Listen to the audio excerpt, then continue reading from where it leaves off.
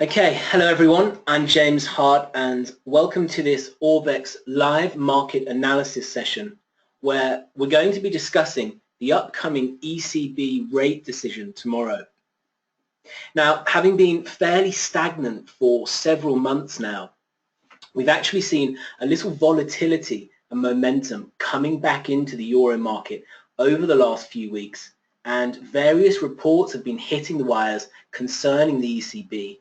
So this month's meeting is going to be a particularly key focal point for the markets and could provide the catalyst for further decisive moves in the euro. So ahead of the meeting tomorrow, let's just quickly recap what we've seen over recent months and where we are currently, just to get some context going into the meeting. So post-Brexit, we've seen the euro trading in a particularly stifled manner. From the initial post-Brexit lows, we ground higher as US dollar rate hike expectations receded and as ECB easing expectations also eased. So the key thing to point out here is that over the initial period, markets were highly expectant that the ECB was going to ease. So this is in the July-August period, based on their previous forward guidance issued before and during Brexit, where the bank noted that they stood willing to provide a cushion of extra liquidity in the event of Brexit and would use all means necessary to backstop the economy. At their July meeting, however, the ECB downplayed the initial impact of Brexit and pointed to positive data, and instead of easing, they opted to adopt a wait-and-see mode, allowing for more time to pass before making a decision. Now, of those who thought that the bank were not going to ease in July, many were expecting that the bank would at least give a clear signal of their intent to ease in future, with many suggesting that November was the strongest candidate for further ECB action. However, this was not the case, and subsequently we saw the euro trading higher as markets responded with disappointment to a less than forthcoming ECB. So as the summer months progressed and as we moved into fall, euro was lent further support as key data prints continued to highlight the resilience of the eurozone economy in the wake of Brexit, with inflation in particular having risen steadily over the last few months, moving to highs not seen since 2014 on the headline figure. This continued positive data further weighed on ECB easing expectations, and in the bank's September meeting, the euro was again boosted by comments noting that the ECB had not even discussed an extension of QE at that stage. However, the euro shortly started to drift lower again as US rate hike expectations began to build. So fast forward then to the last few weeks, which is where we've seen the real volatility creeping back into the market. And the two key themes have been, firstly, the expectation of potential ECB tapering, and then expectations of an extension of QE. So we had initial reports that the ECB were considering tapering their quantitative easing program, which is due to end in March next year. And this saw the euro spiking higher initially, alongside a spike in 10-year yields on German, French, Italian, and Spanish debt. However, these reports were soon after dismissed by ECB members, and the euro was led lower. Indeed, following the dismissal of those reports, analysts have since changed their view and are now expecting the ECB to announce an extension of their QE program beyond the original March 2017 date, hence the sharp leg down which we've seen in the euro dollar over recent days. So expectations ahead of the meeting have now taken a distinctly dovish twist. Whilst markets are not expecting the bank to ease further at this meeting, they are expecting that the ECB will announce an extension of QE, or at least give a strong signal of their intention to extend QE in the upcoming months. Now, the bank's recent reluctance to ease further, despite built-up expectations over the summer, has been consistent with ECB Chief Draghi's previous comments about the diminishing returns of further easing, and especially in moving deeper into negative rates. However, with Eurozone growth remaining sluggish, there still is a case for further ECB action. And indeed, looking at positioning heading into the meeting, we can see that institutional players have once again started to build short positions. So in the wake of Brexit, you can see that we started to get a squaring up of short positions, and positioning started to move back towards neutral levels. But over the last couple of weeks, you can see that once again, institutional players have been building up their short positions. So clearly, expectations are starting to align around an extension of QE. So what is driving this argument, and what is fueling these expectations of an extension to the bank's quantitative easing program? Firstly, despite better headline inflation readings, core inflationary pressures in the Eurozone remain weak. If we strip out the more volatile components, core inflation has actually been on a downward trend this year. You can see moving from 1% in January to 0.8% in August. And there is little sign currently of any improvement ahead, and it's likely to remain at subdued levels. Now, furthermore, below trend growth supports a widening of the output gap, and weak wage pressures, subdued input prices also point to further benign cost pressures in the Eurozone. In addition to this, we can see that although energy price effects and the prospect of higher headline inflation may slightly reduce the risks of negative second round effects, market-based measures of inflation expectations remain extremely depressed. 5-year inflation expectations are currently lingering around 1.4% despite the recovery in oil prices, and there still remains elevated global uncertainty with ongoing Chinese yuan depreciation, and thus there is still a case for the ECB maintaining monetary stimulus going forward.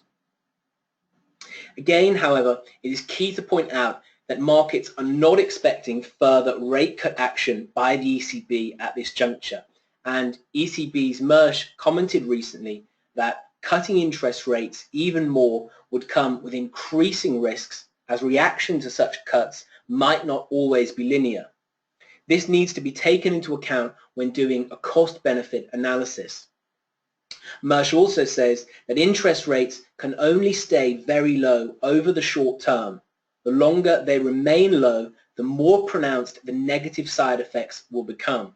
So again, these comments are in line with previous comments by ECB Chief Draghi, noting the diminishing results, the diminishing returns, and the growing risks of further easing.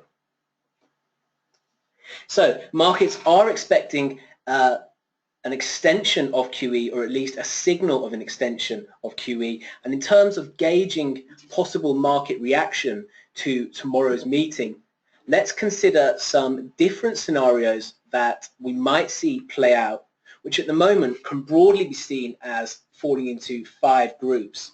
So first of all, there is the chance of no further information being given at this stage. Then there is a QE extension by way of departure from the capital key. We then have QE extension by way of removal of the deposit rate floor, QE extension by way of raising the ISIN issuer limit, and then finally we have the prospect of increased expectations of tapering. So let's take a look at these different scenarios, explain what they entail and what they mean to the market, and how this is likely to translate into FX price action. So first of all then, with much attention being given to the path of the ECB's QE program, markets are waiting some clarity on the issue. So markets are looking for further detail at this stage, and expectations are now that the bank will announce an extension, or indeed signal that an extension is likely to be announced in the near term. However, in light of the ECB's recent stance, there is a risk that they offer no clarity or further detail at all. If we look back to the previous July and September meetings, the ECB gave away very little new information. With the ECB scheduled to update their economic and inflation forecasts in December, there is also the likelihood that they will choose to wait until then before making a decision on the path of QE. Now, markets' reaction to recent ECB meetings has been much more subdued given split expectations and a lack of significant information on behalf of the ECB, and this could once again be the situation this time. Now, special attention will of course be paid to the press conference, which is likely to be much more market moving than the decision and the statement. And of key importance will be questions pertaining to the possibility of tapering and those initial reports, and then also any QE tweaks. Now, if Draghi refrains from offering info, there is a chance that concerns regarding possible tapering could enter the market once again, leading to an appreciation of the euro. Similarly, if Draghi dismisses claims of tapering or says that the ECB have not yet discussed such a move, then this is likely to further the euro's current bearish path. Indeed, the immediate tightening that we saw in monetary conditions in response to that initial tapering talk will likely drive the need for the ECB to ensure a dovish tone at this meeting. Now, the next key situation which we could see is that of an QE extension or a clear signal of QE extension to come. And this would likely put immediate downside pressure on the euro, removing concerns regarding tapering. However, within this scenario of a QE extension, there are three separate scenarios which we might consider. The first is QE extension by way of departure from the capital key. So according to Reuters, there is a chance that the ECB could arrive at a compromise which allows for minor, single or temporary needs-based deviations from the capital key. Now, if the ECB does point to the potential for a departure from the capital key, this would mean that the ECB would need to purchase fewer bonds and more peripheral bonds, leading to a steeper bond yield curve and thus a lower euro alongside a narrowing of peripheral bond spreads.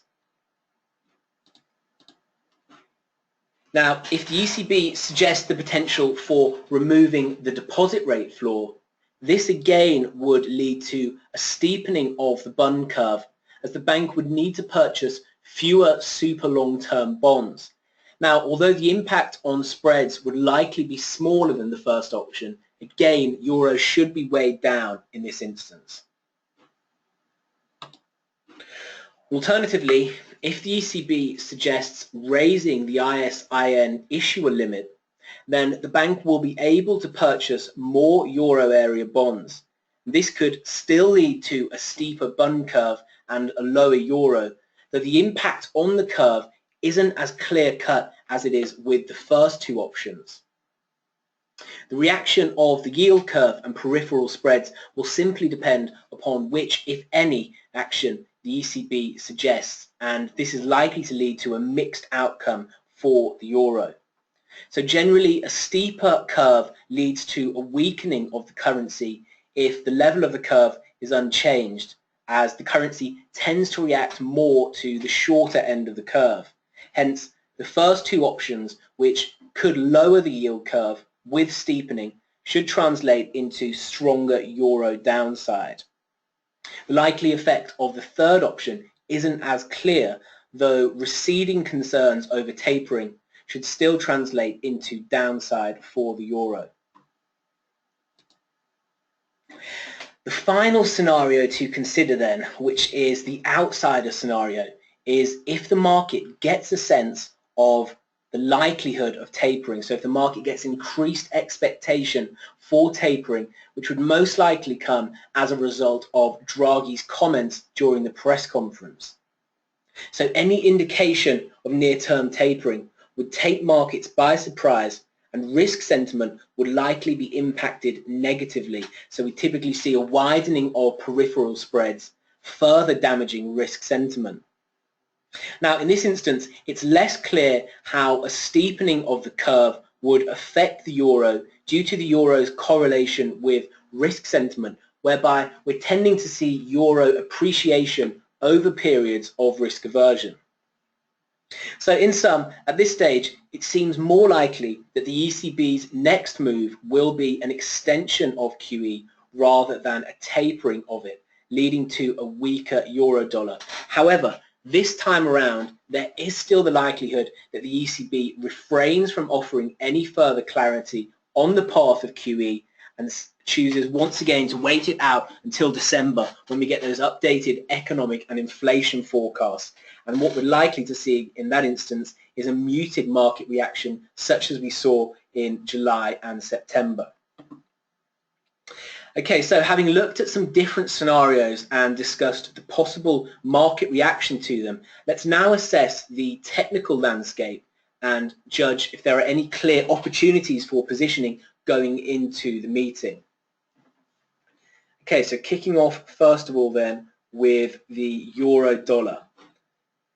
So you can see, having broken down through that rising trend line support from the December 2015 lows, price is currently stalled at key structural support at the June and July lows around that 109.60 level. And if we go ahead and bring in a fib retracement from those lows to highs, you can see that coming in just below there, we also have the 61.8% retracement. So we've got key technical structural support at this level around the 109.60 level. So this is a key pivot for the euro here, and if we do get a breakdown tomorrow on the back of a dovish ECB, then that opens up a run down to test deeper support at the completion of the larger ABCD symmetry pattern, which completes into this 106.70s level. So if we do get a break tomorrow, breakdown traders playing that move can look to target a move down into the 106.75 level.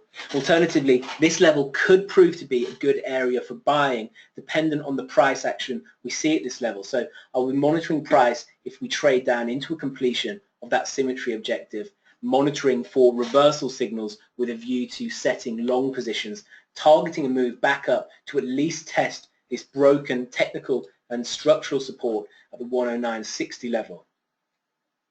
Now, alternatively, if we get a bit of a pop higher tomorrow, not necessarily a pop higher on any increased expectations of tapering, but perhaps a pop higher if the ECB refrains from offering any further information at this stage. So if we get a small pop higher, another area that I'll be looking to engage is a retest of this broken trendline support. So whenever we get a breakdown through these well-respected trend lines, the retest of the broken trend line tends to be a good opportunity to position for a resumption of that initial move. So if price action can sustain a move higher from this key support, I'll be watching as we trade back up into this 111.20s area. And you can see that we've also got some good structural resistance there also. We had a ledge of prior support over August and September at that level, which was broken when price moved down through the rising trend line. So if price can sustain a rebound higher, I'll be looking at price action as we test this area, looking to set shorts. And you can see that we've also got some minor symmetry confluence here also. So that last retracement is roughly an equal move to the one which we could see now if the euro rebounds from this current level. And then of course we also have that bearish trendline resistance running from year-to-date highs coming in around this area also. So we've got a good confluence of technical factors here which suggest that if we do see a rebound following the break of that trendline support, then we can look to position into a retest of this area using the broken structural support, using broken trendline support, and also using bearish trendline resistance. So I'll definitely be watching price action as we trade up into that level. So these are the key areas that I'm watching in the euro at the moment, looking for a break of this 109.60s level to signal a move down into deeper support here, which could prove to be a buying opportunity, price action dependent. Alternatively, if we do get a pop higher, I'll definitely be watching price as we trade back up into this 111.20s to 112 area where we have this key range of technical resistance. So those are the areas I'm looking at in the euro for now. Now, if we do see the ECB announce an extension of QE tomorrow, or indeed if they give a signal that they intend to extend QE in the upcoming months, then this is also likely to create room for further upside in the dollar yen. So curve steepening by way of extending QE is likely to keep risk sentiment supported, and this should weigh on the safe haven Japanese yen. Provided that the current landscape also of increased Fed rate hike expectations, as well as upward pressure on the US dollar via a weaker euro, should equally facilitate a proper breakout in the dollar yen. And if we look at the dollar yen from a technical perspective, you can see that we've long held this 100 support level since the early summer. So since June, we've tested that 100 support level 4 times. We've since rallied higher, broken out above that bearish trendline resistance running from May of this year, and we're currently stalled at a test of local structural resistance at the August high of 104.40s. So we've got a really good range here, 100 to the downside marking the support and roughly late 104s marking the resistance. So for now we're just caught into the upper end of this range. So depending on what we see from the ECB tomorrow, that could carve out the path for the dollar yen to make a sustained breakout above this key resistance. Now, if we do get a breakout above that key resistance, any traders playing the breakout long can look to target a move into the completion of this ABCD symmetry objective here. And you can see that takes us up into the 107.98, so roughly the 108 level. But just below there you can see that we have the July high at 107.53. So the symmetry pattern completing roughly into the same level as the July high. This is likely to be an area where we see some decent selling interest kick in and definitely some profit taking on the long side. So depending on what we see tomorrow, any traders looking to position long on a break of these highs can target a move back up into this level. Alternatively, traders looking to engage to the short side can wait for price to make a test of this key symmetry resistance and technical resistance, observing price action for any reversal signals. And obviously if we're selling in this area, then our initial target is going to be a move back down to retest this broken base at the late 104 level. Now, in terms of QE extension providing support for risk appetite whilst weighing on the euro, one clear vehicle which we can use to express negative euro sentiment is against the commodities block. So looking at the Euro Aussie then, and you can see that we've just broken down below some really important long-term levels. We have this solid base of support here at the 143.20 to 144.30 level, and this ledge of support extends all the way back to May 2015. So we've got a really long-held important block of support. You can see that we've recently broken down through the longer term rising trendline support. We broke down through the top layer of support at 144.30, and we've since broken down below the bottom layer at 143.20. So we're now sitting comfortably below that key long-term support, and this indicates the potential of a much deeper rundown in the Euro Aussie. And indeed, if we're looking for a clear target for any short trades initiated on this breakdown, we can look to target a move down into the completion of that ABCD symmetry objective at around the 140 mark. Okay, so we've broken down below this key support, and obviously if we get any retest of this broken support, this is likely to prove a good area to initiate any short selling. So if we get a pop back up into these broken lows, we can watch for price action looking to set shorts, targeting a move down to this 140 mark. Alternatively, that's going to be a good area to monitor for any potential reversal signals to set longs. Now, if we consider the broader technical landscape in the Euro Aussie, you can see that we currently have this very large descending triangle pattern here. So you can see that from the highs last year, each subsequent reaction higher has been shallower in trajectory, shallower in length rather, and we're putting a lot of downward pressure on this 143.20 support. So now that this is broken, there is a strong likelihood that we're going to see a trending market develop here, and moves are going to persist to the downside. Now, the Aussie is being given a boost over the last few days after the RBA meeting minutes showed that the bank is now comfortable with the current Aussie price, and this has led to a downshift in RBA easing expectations and increased bullishness in the Aussie. So again, if we do get dovishness from the ECB tomorrow, then fundamentally the way is clear for the Euro Aussie to continue to move to the downside. So this is definitely a pair that I'll be keeping an eye on. With these volatile crosses, the moves can be a little sharper and a little bit more acute, so typically looking to play breakdowns on the lower time frames intraday can be a better strategy. Alternatively, waiting for a retest of these key breakdown levels, which might not necessarily come, but if we do get a retest of this broken support, or indeed a deeper retest of the broken trend line support, then these could be good areas to look to set short positions targeting a resumption of that downtrend. So in terms of selling the euro against the commodity currencies then, Euro CAD is another good example, and this is a pair which has had some good volatility today. Now you can see that we've broken down through rising trendline support from the year-to-date lows. And we've also just broken down below the last local structural support at the August low. Now what's interesting at the moment with the Euro CAD is that the Canadian dollar is receiving a lot of support from the rise in oil prices at the moment, which suggests that there is ample room for further upside in the Canadian dollar if oil prices can sustain a proper breakout. So just quickly switching over to the oil chart then.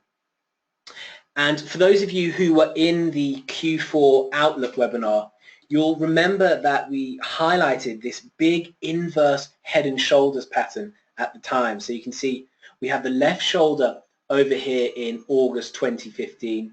We have the head down here in February of this year, and then we have the right shoulder here in July of this year. So this is a really large technical reversal pattern, and the key price pivot for this pattern is the neckline currently sitting at 51.69 level, and you can see that price is currently challenging that level.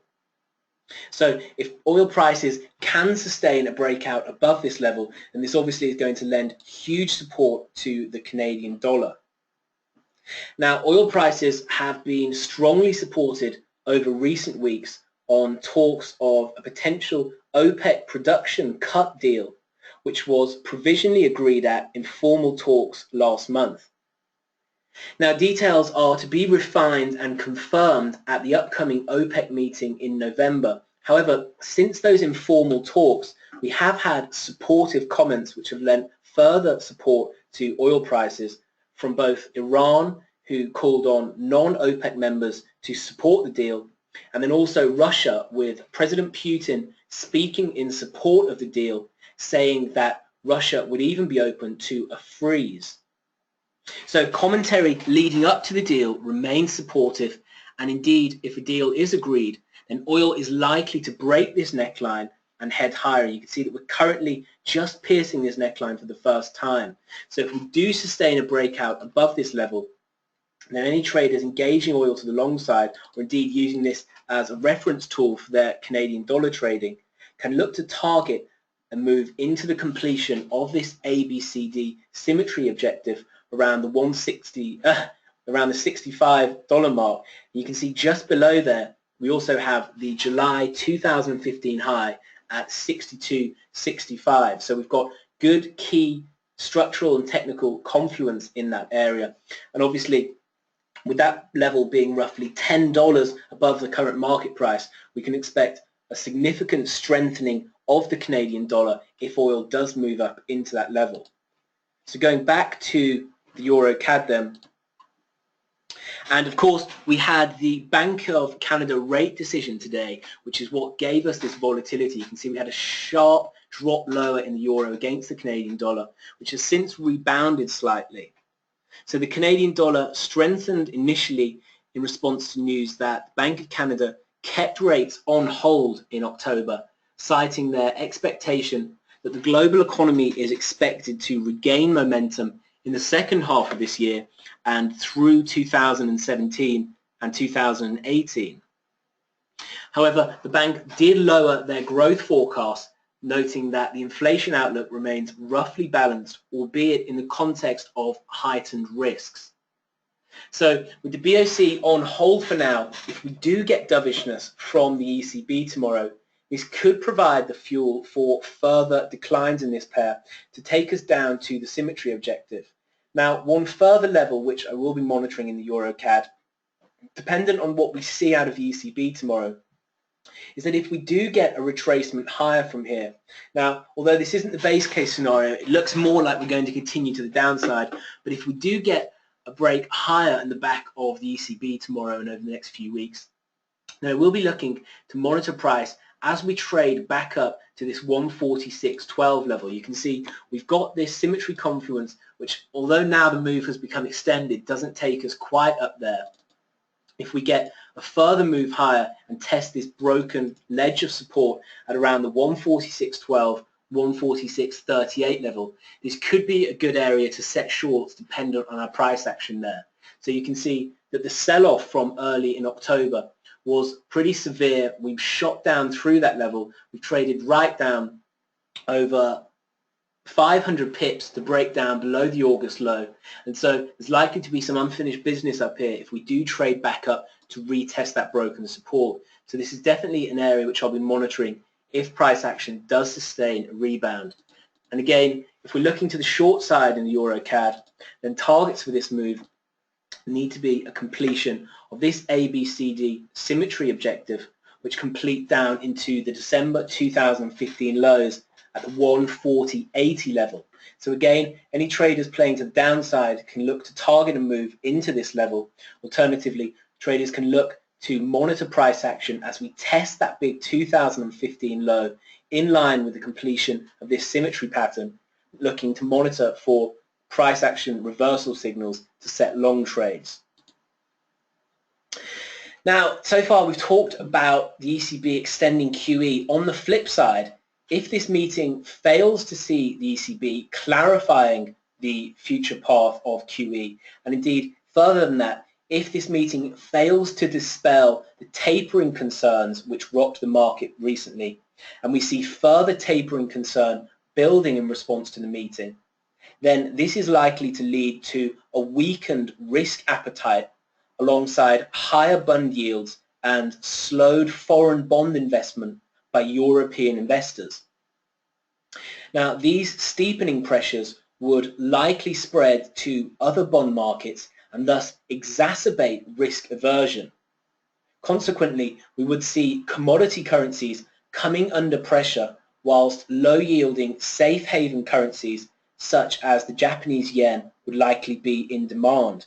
So if we do see any further tapering concerns on the back of the ECB meeting tomorrow, then a good vehicle which we could look to express our view is in the New Zealand dollar against the Japanese yen, so the Kiwi yen. Now, the New Zealand dollar, obviously being a commodity currency, is likely to weaken in this scenario, whilst the safe haven Japanese yen is set to appreciate. Now, furthermore, the Reserve Bank of New Zealand are widely expected to cut rates further this year. And indeed, whilst third quarter inflation figures released just this week were better than expected, they were only in line with the Reserve Bank of New Zealand's own forecasts, and thus inflation remains in the bottom of the bank's 1 to 3% target, keeping them on course for further easing this year, in line with recent comments by Assistant Governor McDermott, who commented that future easing is likely. So you can see that the Kiwi yen for now is stalled at a test of the bearish trend line, which has been running from late last year. We've made several attempts at this trend line recently. However, each time we failed, and indeed just now you can see that we've tested it today and we've currently retraced and are holding back within that level. So if tomorrow does see some hawkish perception by the market, if the ECB fails to dispel these tapering rumors, then we could see the Japanese yen strengthening and commodity currencies such as the Kiwi dollar weakening. And indeed, the Kiwi yen looks to be a good pair to trade. You can see that we're currently caught in this consolidation pattern. We've got a contracting triangle rather at the bottom of this recent bearish trend, which could signal further downside if we break below that rising trend line support. So again, this is another pair which I'll be keeping an eye on the back of the ECB meeting tomorrow. Okay, so I hope that's been really useful, and I hope you've got a clear idea now. First of all, what we're looking for from the meeting tomorrow in terms of message and output from the ECB, as well as some of the different scenarios which we could see in terms of an extension QE, their importance to the market, and then finally how these scenarios could translate into FX price action and the different technical setups that we have on our radar ahead of the meeting. So just before we wrap this up then, are there any questions that I can answer for anyone quickly?